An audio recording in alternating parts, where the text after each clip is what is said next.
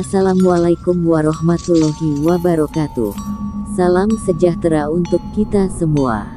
Semoga Sobat Gagak Merah selalu dalam lindungan Allah, dan selalu dalam keadaan sehat walafiat.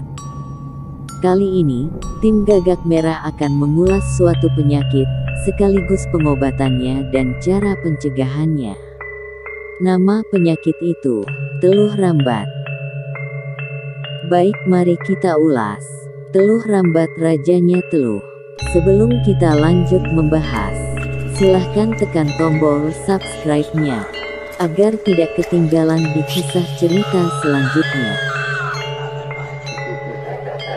Mari simak baik-baik penjelasan ini. Semoga bermanfaat untuk kita semua.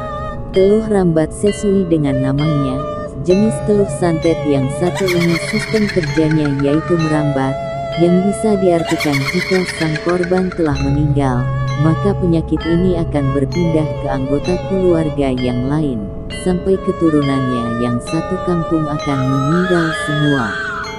Bisa sampai 7 turunan jika hal ini sudah sangat gawat. Dan intinya sampai habis nasabnya atau keturunannya, baru hilang dengan sendirinya teluh tersebut. Banyak yang memprediksi bahwa jenis teluh ini merupakan rajanya teluh, dan diperkirakan teluh berasal dari salah satu ilmu dewa yang disalahgunakan. Sebagaimana pengalaman tim Gagak Merah yang pernah melakukan pengobatan teluh rambat. Saat itu ada seorang praktisi di kampung kami, yang datang dengan maksud untuk minta tolong diobati penyakitnya secara non-medis. Karena dia sudah putus asa, usaha yang sudah dilakukan selama ini gagal dari melakukan pengobatan medis yang membutuhkan biaya yang tidak kecil, sampai dengan terapi herbal ia sudah lakukan. Dari para tabib sudah ia datangi. Rumah sakit dari ujung ke ujung sudah ia sambangi juga, namun tidak kunjung-kunjung sembuh juga. Yang ada cuma penyakit saya berubah-ubah setelah dicek medis dan bisa dibilang semacam komplikasi, dari jantung yang bocor sampai dengan lambung yang kena, intinya dia sudah putus asa. Setelah kami lihat dari ciri-ciri fisik dan gejala yang ditimbulkan saat kami melakukan terapi, ternyata orang tersebut terserang yang namanya teluh rambat. Nah, disinilah uniknya teluh rambat. Jika ia diobati secara medis, maka biasanya penyakit tersebut akan berubah-ubah jenis penyakitnya, dan jika sudah sembuh akan beralih ke penyakit yang lainnya. Contoh misal jika hari ini penyakitnya ginjal dan ginjal tersebut sudah dilakukan terapi medis dan sembuh, maka akan beralih ke jantung, dan jika jantung sembuh maka akan beralih ke yang lain sampai orang tersebut meninggal. Dan jenis teluh ini akan menghabiskan harta benda kita sebelum korban pertama meninggal.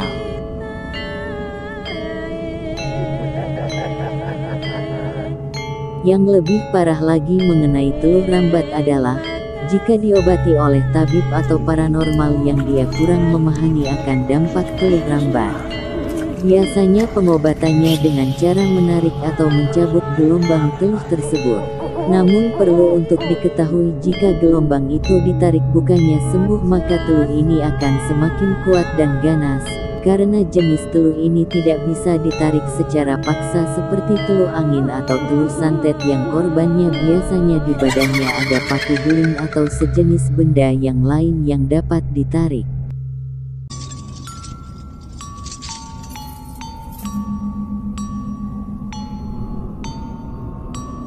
Solusi dari pengobatan teluh rambat yang sudah parah adalah, pasien atau korban harus dititah atau hijrah minimal dari desanya selama seminggu.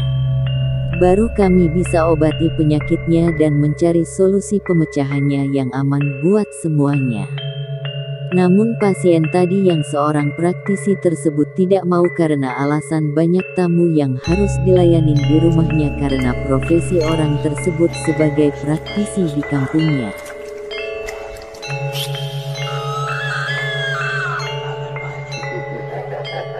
Genap sebulan setelah bapak tersebut datang ke tempat kami, Malamnya salah satu tim kami bermimpi bertemu dengan beliau.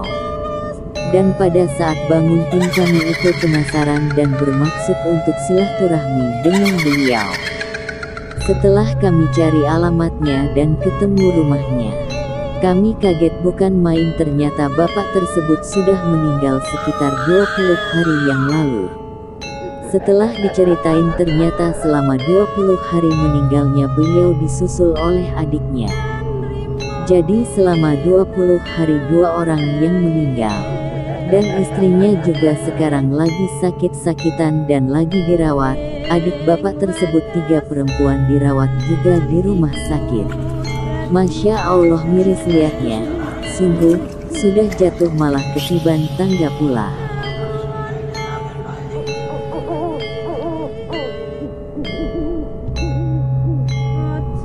Kemudian kami bercerita dan bermaksud untuk memberitahukan bahwa dulu bapak itu terkena telur rambat, dan memang efeknya seperti ini jika tidak diputus atau diobati kulit tersebut.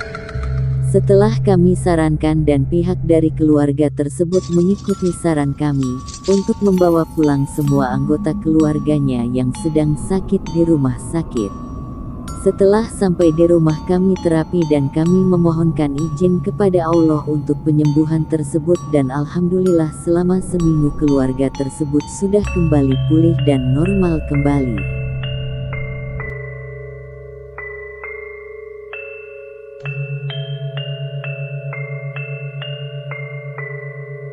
Sekarang keluarga tersebut sudah seperti saudara dengan kami, dan sampai sekarang mereka sering berkunjung ke padepokan kami setiap malam Jumat atau Minggu. Telur rambat memang sangat mengerikan, bahkan cara pengobatannya sampai sekarang banyak orang yang tidak tahu. Sistem penarikannya penyakit tersebut tidak dapat dipaksa, melainkan mengikuti alur biar dia keluar dengan sendirinya.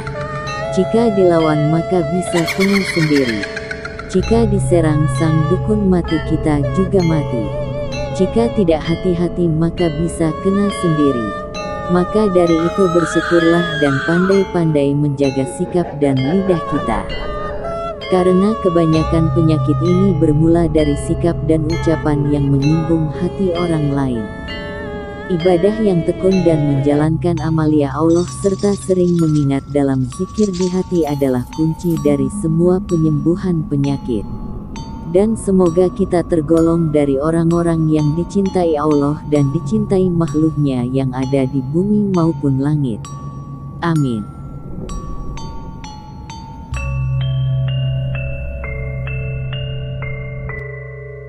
Demikian penjelasan ini kami berikan.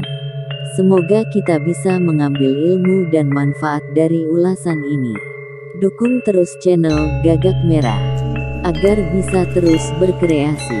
Sampai jumpa di kisah-kisah lainnya. Wassalamualaikum warahmatullahi wabarakatuh.